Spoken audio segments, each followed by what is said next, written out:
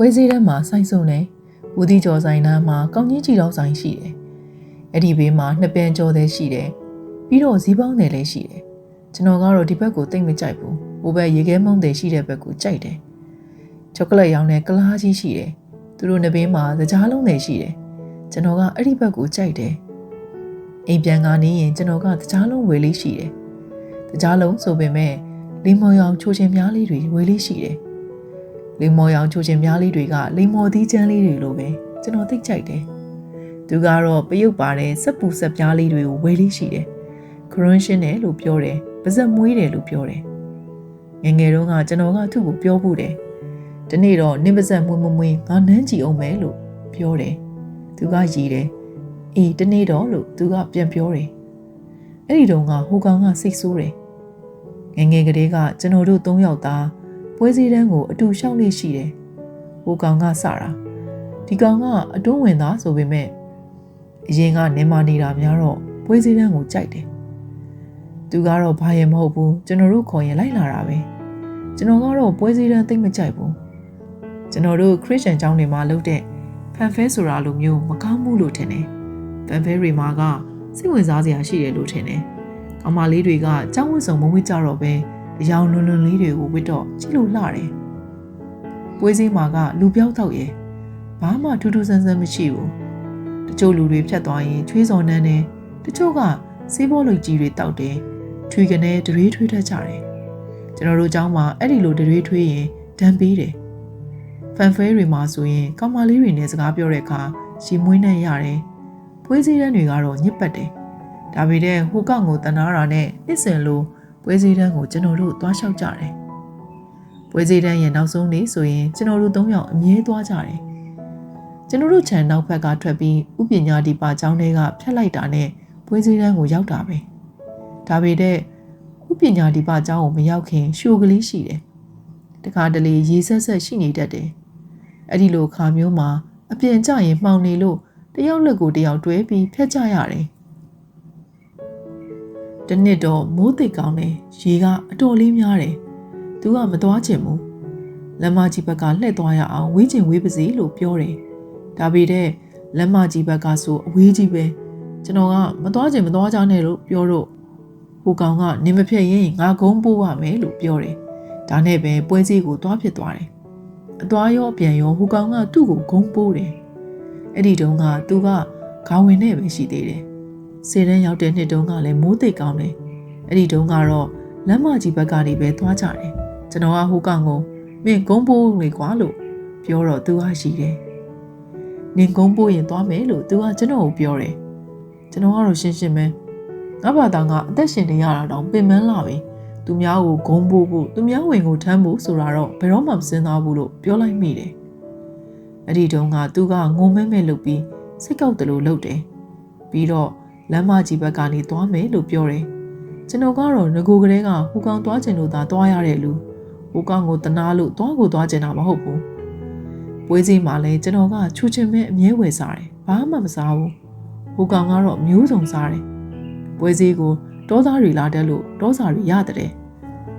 တခါကတော့ကျွန်တော်ကပြောလိုက်မိတယ်မင်းတောပြန်နေပါလားလို့တောပြန်ရင်တောသူရမယ်ကျွန်းကလာမရားတောသူလို့ဆိုကြတယ်မဟုတ်ဘူးလားမြို့မှာနေရင်မင်းသူ့လိုဟာမျိုးညားနေမယ်လို့ပြောလိုက်တယ်အဲ့ဒီတုန်းကဟိုကောင်ကပြန်ပြောတယ်ငါ့ကိုပဲယူပါစေအောင်တဲ့သူကတော့ရည်တယ်လက်ထဲကစအောင်နဲ့ကျွန်တော်ကိုရိုက်မယ်လို့ရွေးတယ်ကျွန်တော်ကတော့နောက်တလူပြောင်းတလူနဲ့ငါ့ကိုထီးရဲထီးကြည့်စမ်းနင့်ကိုပြန်ရိုက်ကိုရိုက်မှာလို့ပြောလိုက်တယ်သူကရည်ပြန်တယ်ပြီးတော့မှနင်ကအစကိုမခံဘူးစတယ်ဆိုတာချစ်လို့စတာပေါ့လို့ပြောတယ်ဟိုကောင်ကမျက်နှာပြတ်သွားတယ်ဘာလို့မှန်းတော့မသိဘူးအဲ့ဒီတုန်းကသူ့ကိုကျွန်တော်ကပြန်ပြောလိုက်တယ်ငါအသက်ရှင်နေတာဟာလူတွေကိုချစ်ဖို့မုန်းဖို့မဟုတ်ဘူးအစခံဖို့မဟုတ်ဘူးနေ့စဉ်နေ့တိုင်းအသက်ရှင်နေရတာဟာငါ့အဖို့ကျင်းစာသိခံထားရတယ်လို့မျိုးပဲလို့ပြောတော့သူကငါနောက်ကိုမစတော့ပါဘူးဟဲ့လို့ပြောတယ်ကျွန်တော်လည်းထပြီးထွက်လာခဲ့တယ်သူတို့နှစ်ယောက်သားထိုင်ကြံရစ်ခဲ့တယ်ဟေ့နေအောင်လေလို့နောက်ဘက်ကခေါ်တန်ကြားပြီးတဲ့ကျွန်တော်လှည့်မကြည့်တော့ဘူးအဲ့ဒီညကမိုးတော်ကြီးချုပ်တော့ဟိုကောင်ကျွန်တော်စီကိုရောက်လာတယ်လကားကွာသူစိတ်မကောင်းဖြစ်သွားရတယ်ဒါကြောင့်ငါလည်းတော့ကြောင်ဟိုပြောတီပြောနေရတယ်စိတ်ကျဉ်တတ်အောင်လို့ ဟိုကောင်ကပြောတယ်မင်းကဘသူကချော့ခိုင်းတယ်လေလို့ကျွန်တော်ကမေးတယ်သူကတို့ချင်းချင်းတွေပဲကွာဘာစိတ်ဆိုးစရာရှိလဲလို့မေးတယ်ငါစိတ်ဆိုးလို့မဟုတ်ဘူးပြောတော့ဒါဖြင့်မင်းဟာဘာဖြစ်တာလဲလို့ထပ်မေးတယ်မသိဘူးလို့ပဲကျွန်တော်ဖြေချလိုက်မိတယ်လူတွေဟာလူတွေပဲအချင်းချင်းတွေဘာတွေညာတွေမရှိဘူးမင်းခလုတ်တိုက်လေလို့မင်းချေမနာတာမင်းနာတာပဲမင်းနာတာကိုငါကစုတ်သက်ပြနေပြီတဲ့မင်းနာတယ်လို့ငါမနာဘူးငါမနာပြီတဲ့မင်းနာတယ်လူဟာဝေမျှခံစားလို့မရဘူးဘလောက်များတဲ့လူတွေကြားတဲ့မင်းရောက်နေအောင်တော့မင်းဟာမင်းပဲအဲ့ဒီလူတွေနဲ့ရောထွေးမသွားဘူးလို့ဆိုပြီးဟိုကောင်ကိုကျွန်တော်ရှင်းပြလိုက်မိတယ်နောက်တော့ Prometheus ကိုယူပြီးဖတ်နေလိုက်မိတယ်ဒီတော့မှဟိုကောင်ကထိုင်ရမှထပြီးငါသွားတော့မယ် Prometheus နဲ့ပဲမင်းနေခဲ့တော့လို့ပြောပြီးအိမ်ကိုပြန်တော့မယ်လို့လုပ်တယ်ကျွန်တော်ကလည်း Prometheus လို့ငါအသေးနှလုံးနားမသွားစေချင်ဘူးတည်မသွားချင်ဘူးလို့ပြန်ပြောလိုက်တယ်ဟိုကောင်ကတော့ခေါင်းခါပြီးကျွန်တော်ခန်းထဲကပြန်ထွက်သွားတယ်ဟိုကောင်အင်းကကျွန်တော်ခြံညာဘက်ဘီးနားကကက်ရက်ခြံပဲနောက်တနေ့မနေ့အစောကြီးသူရောက်လာတယ်အဲ့ဒီနေ့ကတနင်္ဂနွေနေ့မနေ့တိုင်းဆိုရင်မနေ့9နာရီခွဲမှာဖေဖေနဲ့မနေ့စာစားရတယ်အဲ့ဒီတော့သူရောက်လာတာရုပ်ရှင်သွားကြည့်ရအောင်လို့ပြောတယ် Sunday morning show လားလို့ဖေဖေကဝင်မေးတယ်သူကဟုတ်တယ်အန်ကယ်သူကြိုက်တဲ့ Cliff Richard ပါတဲ့ကာလတန်မှာပြမယ်လို့တွေ့လို့ပြောတယ်ဖေဖေကဘူးမသိပါမသိနဲ့အေးကောင်းသားပဲသွားကြကြည်အင်္ဂါကားနဲ့လိုက်ပို့ခိုင်းမယ်လို့ပြောတယ်ကျွန်တော်ကဝက်ပေါင်ကြောက်ကိုဓာတ်နဲ့လီးပြီးပါဇက်ထဲမှာထည့်ထားလိုက်တယ်မဝါပဲငုံထားတယ်ပါဇက်ထဲမှာအစားရှိရင်စကားမပြောရဘူးဆိုတဲ့တိုင်းကြီးပြည်ကြီးသားတွေရဲ့ထုံးစံကိုခုတုံးလှုပ်ထားလိုက်တာဖေဖေကပဲသမီးထိုင်အောင်လေလို့ပြောလို့ကျွန်တော်ဘေးကကလထိုင်မှာဝင်းထိုင်တယ်နင်ကကိုစိတ်ဆိုးနေတော့လားလို့သူကမေးတယ်ကျွန်တော်ကစကားပြန်မပြောချင်လို့ပါဇက်ထဲကအစားရှိနေတယ်ဆိုတာကိုသူသိအောင်လက်ထဲကဓာတ်နဲ့ပါဇက်ကိုအသာညွန်ပြလိုက်တယ်ဖေဖေကဝင်မေးတယ်မင်းကဘာဖြစ်လို့သူ့ကိုစိတ်ကောက်ရတာလဲတဲ့ကျွန်တော်ကလည်းတန်တရားရှိနေမှာစိုးလို့ပါဇက်ထဲကအစာကိုမြန်ဝါပြီးမြူချလိုက်ရင်ဘာကြောင့်မှမရှိပါဘူးလို့ဖေဖေကိုပြန်ဖြေလိုက်ရင်မနဲ့စာစားနေတာကထသွားဖို့ခွန်တောင်းလိုက်တယ်ဖေဖေကကျွန်တော်ကိုခေါင်းငိမ့်ပြရင်သမီးတို့သွားကြကြတော့လို့ပြောပြီးအောင်စင်းတွေကတော်တော်နဲ့ထွက်မှာမဟုတ်သေးဘူးနားနာနေနေကြကြလို့လှမ်းပြောတယ်သူကတခုခုပြန်ပြောမယ်လို့လုံတုံးသူ့လက်မောင်းကိုစောင်းဆွဲပြီးလာသွားမယ်လို့ကျွန်တော်ကဆွဲခေါ်လာလိုက်တယ်အဲ့ဒီနေ့ကကျွန်တော်တို့10တန်းဖြေထားကြတာSunday morning show သွားဖို့ဟိုကောင်ကိုသွားခေါ်အောင်မယ်လို့ပြောတော့သူကအဲ့လိုမျိုးတွေသူကမှမချိုက်ပဲနင်းနဲ့ခါနဲ့ပဲသွားရအောင်လို့ပြောတယ်10တန်းအောင်ကြတဲ့နှစ်မှာပွဲစည်းကိုသွားတော့ပွဲစည်းမှာလမ်းလျှောက်ပုံပြောင်းသွားတာကျွန်တော်မှတ်မိနေသေးတယ်ငယ်ကဆိုသူကအလေကလျှောက်တယ်အဲ့ဒီနှစ်ကတော့ကျွန်တော်ကအလေဖြစ်နေတယ်ကျွန်တော်ကလည်းအဲ့ဒီလိုအလေကကြားညံ့နေတာမျိုးမချိုက်ဘူးဟိုကောင်ကိုအလေမှာထားလိုက်ပြန်တော့လဲရှောက်နေရင်းနဲ့ကျွန်တော်ပဲအလေကိုပြန်ရောက်သွားတယ်ဟိုကောင်ကတော့အရင်ကလိုတောစာတွေတိတ်မစားတော့ဘူးကျွန်တော်ကတော့တောသေးတွေဟာတေပြီးရိုးကြပါလားလို့မြင်လာတယ်သူကတော့တကြားလုံးမျိုးစုံကိုတိတ်မဝေတော့ဘူးကျွန်တော်ကတော့ချိုးချင်းဝေတော့မယ်အဲ့ဒီညကပွဲစည်းကအပြင်ကျွန်တော်တို့ခြံတိတ်ကမိတိုင်အောက်မှာရက်ပြီးကနစကားပြောနေကြတယ်ဟိုကောင်ကအရင်ပြန်သွားတယ်သူကပြန်တော့မယ်အလုပ်မှာမစီမဆိုင်မေးတယ်ဒီမှာလို့ချိုးချင်းမဲစားတာလေတဲ့ကြိုက်လို့လားတဲ့ကြိုက်လို့မဟုတ်ဘူးလို့ကျွန်တော်ကဖြေလိုက်တယ်ဘာလို့သူ့စီကအတန်ကြားလိုက်ရပြီးအံ့ဩသွားတဲ့မျက်နှာကိုမီးရောင်အောင်မှတွေးလိုက်ရတယ်ချိုးချင်းဟာဘဝနဲ့တူတယ်လို့ကျွန်တော်ကပြောတော့သူကဘာမှပြန်မပြောဘဲနားထောင်နေတယ်ဘဝဆိုတာဘယ်တော့မှမရရဘူးချိုးသလိုလိုချင်းသလိုလိုပဲဘာမှတိတိကျကျပြောလို့မရဘူးဒါကြောင့်ငါချိုးချင်းမဲဝယ်စားတာလို့ပြောတော့သူကပြုံးနေတယ်ငါသွားတော့မယ်လို့ပြောပြီးသူတို့အိမ်ဘက်စီကိုရှောက်သွားတယ်တက်တိုင်မီးအောင်အောက်ကနေအမှောက်ရိပ်ထဲကို၄-၅ လမ်းလောက်ရှောက်သွားပြီးရက်လိုက်ရင်အနောက်ဘက်ကိုလှည့်ကြည့်လိုက်တယ်သူဝယ်လာတဲ့ပရုပ်ပါတဲ့ဆက်ပူဆက်ပြအထုပ်ကလေးကိုလက်ထဲမှာမြှောက်ပြရင်အထုပ်ထဲကပရုပ်ပြားလေးတစ်ခုထုတ်လိုက်ပြီးထောင်ပြတယ်ပြီးတော့သူ့ပါးစပ်ထဲကိုထည့်လိုက်တယ်အဲ့ဒီနားစီမှာသူရက်နေသေးတယ်ကျွန်တော်က good night လို့ပြောလိုက်မှရေရင်သူ့အိမ်ဘက်စီကိုပြေးသွားတော့တယ် တက္ကသိုလ်ရောက်တော့အားလုံးလူကြီးဆန်လာကြတယ်လို့ပြောရမယ်ထင်တယ်ဟိုကောင်ကအင်ဂျင်နီယာကျောင်းသားဖြစ်သွားတော့ဘောင်းမီတွေပါဝစ်လာတယ်ကျွန်တော်ကတော့ခရီးရန်ကျောင်းသားဘဝကကျွတ်လာတော့ပစိုးစဝစ်လာတယ်သူကတော့ကျောင်းဝတ်စုံပဲဝတ်တော့လို့ပူကြည့်ကောင်းတယ်လို့ပဲပွဲစည်းကိုတော့ထုံးစံအတိုင်းပဲသွားပြကြသေးတယ်တတရာနှစ်လောက်ရောက်တော့နေကင်းပိုင်းတွေမှာကျွန်တော်တို့ဘက်ကိုတူလာတယ်စီးကျောင်းကနေဝိစာသိပ္ပံကိုဝေးမှမဝေးပဲ BOC တဲကဖက်လျှောက်လာတယ်သူ့အိမ်ကကျွန်တော်တို့ချမ်းဘဲဘဲဘီးကချမ်းချင်းကက်ရက်ကိုတခါတလေအိမ်မပြန်သေးခင်ဝိစာခမ်းမထိပ်ကအုတ်ခုံပေါ်မှာထိုင်စကားပြောကြတယ်သူကကျွန်တော်တို့ပုံမုတ်ခကြီးကိုတိတ်သဘောကျတာပဲတဲ့ညီတို့ဆရာကြီးကစေးတံကြီးခဲ့ပြီးလောကကြီးကိုကျင်းတတ်နေတဲ့မျက်နှာနဲ့ပြုံးပြုံးကြီးကြည့်နေတတ်တယ်လို့ပြောလေးရှိတယ်အေးငါတို့ဆရာကြီးမှာပြုံးစရာအကြောင်းရှိလိမ့်မယ်ငါမှတော့မရှိဘူးလို့ပဲပြောလိုက်မိတယ်နင့်မှာပြုံးစရာမရှိလို့မဟုတ်ဘူးနင်ကမပြုံးကျင်တာပဲလို့ပြောတယ်ဟိုကောင်ကတခါတလေသူ့ကိုစီးချောင်းမှာသွားတွေ့တယ်ဒါပေမဲ့အတန်းရှိနေလို့ဆိုပြီးကြကြစကားမပြောဘူးတဲ့အဲ့ဒီခါမျိုးကြရင်ဟိုကောင်ကကျွန်တော်စီကိုရောက်လာတယ်ကျွန်တော်ကဟိုင်ဆွမ်ခေါ်သွားပြီးဘီယာတိုက်လိုက်တယ်အရင်ကတော့ဟိုကောင်ကဘီယာတွေဘာတွေမတောက်တတ်ဘူးအရက်ဆိုတာမကောင်းဘူးလို့ပြောတယ်အရက်ကိုကောင်းတယ်မကောင်းဘူးလို့ဆုံးဖြတ်ရအောင်မင်းကအရက်ရဲ့အဖေလားလို့ပြောလိုက်မှငြိမ်သွားတယ်လောကမှာမကောင်းမှုကောင်းတယ်လို့ဆုံးဖြတ်နိုင်မှုမလွယ်ဘူးချိုးချင်းလိုပဲချိုးထူထူချင်းတင်းတင်းကြီးပဲကျွန်တော်မဟာဝိဇာစတက်တဲ့နှစ်မှာတနေ့တော့ဟိုကောင်ကျွန်တော်ကိုလာဆောင်နေတယ်17နာရီထိုးလောက်မှာစကားပြောချင်လို့တဲ့မင်းပြောချင်တဲ့စကားကိုအိမ်ရောက်တဲ့ဒီစောင့်လို့မရဘူးလားလို့မေးတော့မရဘူးလို့ပြောတယ်ဒါနဲ့ပဲဟိုင်ဆွမ်သွားပြီးဘီယာတောင်ရင်စကားပြောရအောင်ဆိုတော့မင်းဟာကစောကြီးရှိသေးတယ်လို့ပြောတယ်ဒီတော့ဟိုကောင်ကိုနည်းနည်းအမြင်ကပ်သွားမိတယ်ခုဆိုတူချိုမှာနေဝင်နေလောက်ပြီဘီယာတောက်တာဟာနေဝင်တာနေထွက်တာနဲ့သိမဆိုင်မှုငါလို့ကာလာတရားဟာလူကိုထိန်းချောင်းမထားဘူးလူကသာကာလာတရားထဲမှာထိုးထိုးထောင်ထောင်ဝင်လုံနေတာလို့ပြောလိုက်မိတယ်ဟိုကောင်ကမင်းကိုပြောလိုက်ရင်ဒီလိုကြီးပဲလို့ပြောပြီးနောက်ဆုံးတော့ဟိုင်ဆွမ်ပဲရောက်သွားကြတယ်ပြဿနာဒီလိုဟိုကောင်ကသူနဲ့စိတ်ဆက်ပေးဖို့ပြောတော့ဟိုကောင်အမေဖေကသူတို့သားကိုကမလီကောင်မင်းကိုကြိုက်ရလားကြိုက်မှန်းမသိမကြိုက်မှန်းမသိနဲ့မင်းမသွားတောင်းရင်အဆက်တွေကွဲလိမ့်မယ်ကမလီကကျွန်တော်နေကောကင်းရှင်းရလားလို့မေးတယ်ဒီတော့ဟိုကောင်ကသူ့ကိုလက်ထပ်နိုင်မလားဆိုတာမေးချင်တယ်မင်းနဲ့သူနဲ့ကောကြိုက်နေကြသလားလို့ကျွန်တော်ကိုမေးတယ်ငါပြောဘူးသားပဲငါကလွဲလို့တခြားလူတယောက်ကိုချစ်ဖို့ဆိုတာတော့ကြာလေးလာရအောင်ပဲလောလောဆယ်မှာတော့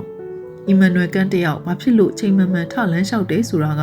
ငါအတွက်ပို့ပြီးစိတ်ဝင်စားစရာကောင်းနေတယ်လို့ကျွန်တော်ကပြန်ပြောပြလိုက်မိတယ်မင်းမသာမေးကြည့်ပေါ်လို့ဆိုပြန်တော့လေမင်းရှိနေငါအားရှိတာပေါ့ဆိုလို့နောက်တစ်နေ့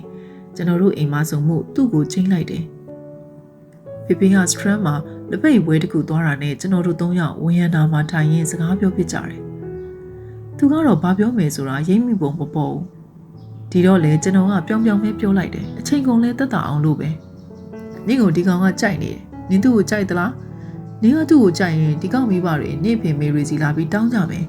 ဒီကောင်လဲအင်ဂျင်နီယာဖြစ်ဖို့1နှစ်ပဲလို့တယ်နင်လဲဆရာဝန်ဖြစ်ဖို့2နှစ်ပဲလို့တော့တယ်နင်သဘောကိုပြောလို့ကျွန်တော်ကပြောလိုက်တယ်သူကကြောင်သွားတယ်ဟိုကောင်ကတော့မျက်လွှာအသာချထားတယ်ကျွန်တော်ကတော့ကြားတဲ့ဒိုင်လူကြီးလိုပဲဒီထက်လည်းပြောစရာမရှိဘူးအတော်ကလေးကြာတော့သူကပြောတယ်ငါ့ကိုလိုက်ကြိုက်နေတဲ့လူတွေအများကြီးပဲဆိုတာနင်တို့သိပါတယ်ဒါပေမဲ့ကြောင်းမပြီးရင်ဒါမျိုးတွေမစင်စားကျင်သေးဘူးတဲ့ဒီတော့လေကျွန်တော်ကမနေနိုင်ဘူးနင်ကြောင်းပြီးတဲ့အထိဒီကောင်ကိုစောင့်ခိုင်းထားရမလားလို့မေးလိုက်တယ်ဒီတော့အဲ့ဒီလိုလည်းမဟုတ်ဘူးလို့သူကပြန်ပြောတယ်ဟိုကောင်ကထိုင်ရထပြီးငါနားလဲပါတယ်လို့ပြောပြီးငါပြန်တော့မယ်လို့ဆက်ပြောတယ်ကျွန်တော်ကလည်းဘာမှမပြောတော့ဘူးဟိုကောင်ပြန်သွားတော့ကျွန်တော်တို့နှစ်ယောက်သားဘာစကားမှမပြောဖြစ်ဘူးအတော်ကလေးကြာအောင်ငြိမ်နေကြတယ်နောက်တော့မှကျွန်တော်ကဒီဟိုကောင်ကိုစိတ်ဆိုးသွားသလားလို့မေးလိုက်တယ်သူကကျွန်တော်မျက်နှာကိုအတော်ကြာအောင်စိတ်ကြည့်နေပြီးထိုင်ရာကထပြီးကျွန်တော်နားကိုလာတယ်မပြောမစိုးသူ့လက်ထဲကင်ထားတဲ့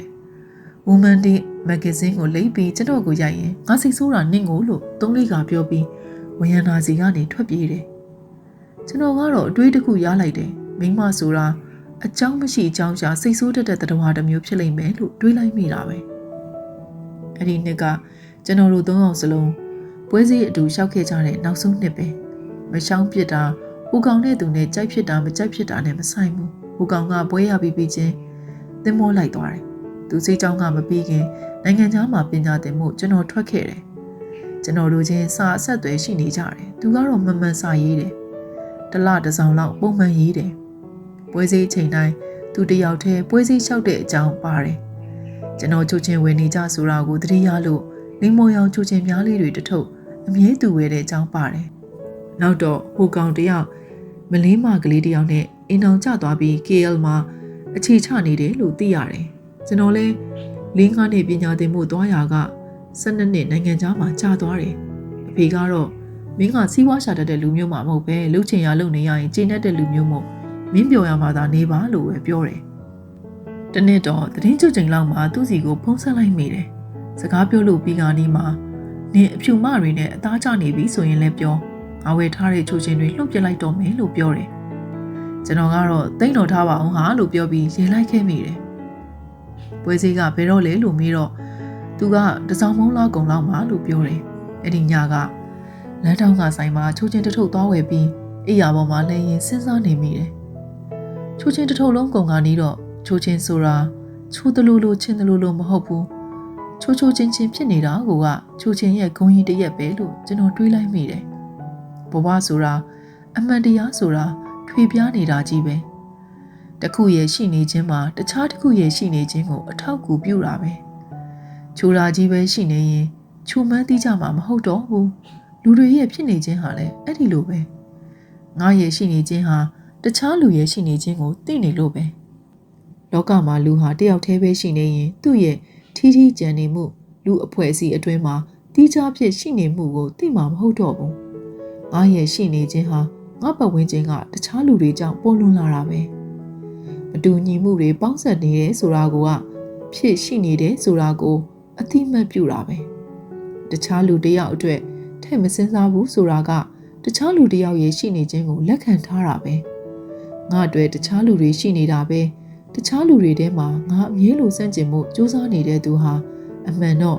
ငါရဲ့ရှိနေခြင်းကိုခိုင်မာအောင်အားဖြည့်ပေးနေတာပဲအဲ့ဒီလိုအတွေးမျိုးစုံနဲ့အဲ့ဒီညကမိုးလင်းခဲ့ရတယ်3 ရက်လောက်ကြာတော့အလုတ်ကထွက်လိုက်ပြီးအိမ်ပြန်ဖို့လင်းရင်လက်မှတ်ဝေလိုက်တယ်ဆရာကြီးအိုကော်နယ်ကိုတွားတွေ့ပြီးနှုတ်ဆက်တယ်သူကြိုက်တဲ့ပီနိုနွားတစ်လုံးလက်ဆောင်ပေးရင်ကျွန်တော်မှပူရှန်နေတဲ့အမှန်တရားတွေကိုဒီမှာပဲထားခဲ့ပါရစေလို့ပြောတော့ဆရာကြီးကပြောရင်ချိန်တန်ပြီလို့ပြောတယ်မှန်တရားတွေကိုထားဖြစ်ခဲ့တော့မယ်ဆိုတာကမှန်တရားပဲလို့ဆရာကြီးကပြောတယ်အိမ်ပြန်ရောက်တော့အဖေကသိဝန်သာလုံးလို့မျက်ရည်ကျတယ်အဖေမျက်ရည်ကျအရင်ကမတွေ့ဘူးမင်းကငါပြန်မတွေ့ရတော့ဘူးလို့မှတ်ထားလိုက်တာအခုပြန်တွေ့ရသေးတယ်လို့ပြောတယ်ကျွန်တော်စိတ်ထဲမှာမကောင်းဘူးစိတ်မကောင်းဖြစ်ရတယ်ဆိုတာတခြားလူဘက်ကလည်းထည့်စဉ်းစားကြည့်လို့ပဲကိုယ့်ဘက်ကသာကိုစဉ်းစားရင်ဘယ်တော့မှစိတ်မကောင်းစရာမရှိဘူးပြန်ရောက်တဲ့နေ့ကသူနဲ့တွေ့တော့နင်လူလိုတွေ့တတ်ပြီလားလို့မေးတယ်နင်တော့ specialist ဖြစ်မှာငါလည်းလူလိုတွေ့တတ်ရတော့မှာပေါ့လို့ပြန်ပြောလိုက်တယ်သူကြိုက်တဲ့ Donna Karin လို့ Ankline လို့ကျွန်တော်ဝယ်လာတယ်လို့ပြောတော့လူကိုမြင်ရတာပဲချိန်တတ်ပါပြီလို့ပြောရင်မျက်ရည်ဝဲတယ်အဲ့ဒီတုန်းကလည်းကျွန်တော်စိတ်ထဲမှာတမျိုးပဲနင့်အတွက်တက်ငါဝယ်လာတာရှိသေးတယ်နောက်တော့ပေးမယ်လို့ပြောတော့သူကရည်တယ်ဟိုကောင်မိဘတွေကတော့မရှိကြတော့ဘူးအိမ်တော်ရောက်သွားကြပြီဖေဖေကပဲဝယ်ထားလိုက်တယ်ဒီနေ့ညနေတော့သူနဲ့ကျွန်တော်ပွဲစည်းသွားကြတယ်ရှိုးထဲမှာရေဆက်ဆက်ကလေးပဲရှိတယ်ကျွန်တော်ကရေဆက်ဆက်မှရဲရင်ငါကုန်းပို့ပေးရမလားလို့ပြောတော့သူကရေးတယ်ရေကခြေမျက်စိလောက်ပဲရှိတယ်ကျွန်တော်ကအရင်ရေထဲဆင်းပြီးသူ့ကိုလက်ကမ်းပေးလိုက်မိတယ်သူကကျွန်တော်လက်ကိုလှမ်းကင်ပြီးရှိုးကလေးတွေကဖြတ်လာကြတယ်ပွဲစည်းကအရင်လိုမဟုတ်တော့ဘူးအခြေအနေတွေမတူတော့ဘူးတိုးသေးတွေကမရှိသလောက်ပဲခဏလေးပဲရှောက်ပြီးပြန်ကြရအောင်လို့ကျွန်တော်ကပြောလိုက်မိတယ်သူကတော့နင်သဘောလို့ပဲပြောတယ်ထူးထူးခြားခြားဒီနေ့ဈေးပွဲမှာတကြားလုံးဆိုင်မရှိတော့ဘူးကြားလုံးဆိုင်မရှိတော့ဘူးလို့ကျွန်တော်ကပြောတော့ငါနှစ်စဉ်ဝယ်ထားတာတွေအများကြီးပဲလို့သူကပြောတယ်ငါချိုချင်းသိမ့်မမှတ်တော့ဘူးလို့ကျွန်တော်ကပြောလိုက်တယ်သူကပြုံးနေတယ်ဒါကြောင့်ငါပြောတာနင်လူတွေးတတ်လာပြီလို့ပြောတယ်အဲ့ဒီနောက်တော့အိမ်ပြန်လမ်းမှာကျွန်တော်တို့နှစ်ယောက်သားစကားသိမ့်မပြောပြတော့ဘူးရှိုးတွေကတက်လာကလေးကကျွန်တော်လက်ကိုကင်ထားတာကိုသူမလွတ်ဘူးအိမ်ရောက်တော့မှလွတ်တယ်ဖေဖေကအသက်ကြီးလာလို့ခုဆိုအိမ်အောက်ထပ်မှာပဲနေတယ်ဖေဖေကိုနှုတ်ဆက်ပြီးတော့သူ့ကိုအပေါ်ထက်ကစာကြီးကန်းနဲ့လိုက်ခဲ့ပါလားလို့ခေါ်တယ်သူကဘာမှပြန်မပြောဘဲခေါင်းငိမ့်ပြတယ် စာကြည့်ခန်းထဲရောက်တော့သူကစာကြည့်ခန်းဟာဘယ်တော့မှလည်းမရှင်းလင်းဘူးရှင်းမှာမဟုတ်ဘူးလို့ပြောပြီးအခန်းအလေကောင်မှာရက်နေတယ်ကျွန်တော်ကစာကြည့်စပွဲစီကိုသွားပြီးအန်ဆွဲကိုဖွင့်လိုက်တယ်သူ့အတွက်ဝယ်လာတာလေးတစ်ခုထုတ်ယူနေရင်နေမျက်စိပိတ်ထားလို့လမ်းပြောလိုက်တယ်သူကမျက်လုံးအဝိုင်းသားနဲ့ကြည့်နေရကပြုံးပြီးပခုံးတွန်းလိုက်ရင်မျက်စိမှိတ်လိုက်တယ်ကျွန်တော်ကသူ့နားစီသွားပြီးသူ့ရှိတက်မှာရက်လိုက်တယ်သူ့နားကိုကပ်ပြီးနင်းပါဇက်ဟာဇန်လို့ပြောလိုက်တော့ပြုံးနေတဲ့သူ့ပါဇက်ကိုဟားလိုက်တယ်သူကြိုက်တဲ့ပယုတ်ပါတဲ့စက်ပူစက်ပြားလေးတစ်ခုသူ့ပါဇက်ထဲထည့်လိုက်တော့သူကမျက်လုံးကိုဖွင့်မလို့လုပ်ရင်းပြန်ပိတ်ပြီးစက်ပူစက်ပြားကလေးကိုငုံထားတယ်သူကြားရယုံတော့အတန်ခတိုးတိုးလေးနဲ့နင်ပြောမှုတဲ့တနေ့ဟာဒီနေ့ပဲလို့ကျွန်တော်ကပြောလိုက်တယ်သူကခေါင်းမုံရင်မျက်လုံးစက်ပိတ်ထားရင်ပြုံးနေရကပါဇက်ကခက်ကနေအတန်မြည်ပြီးရေတော့မလို့ပြုတ်ပေတဲ့အချိန်မရလိုက်တော့ဘူး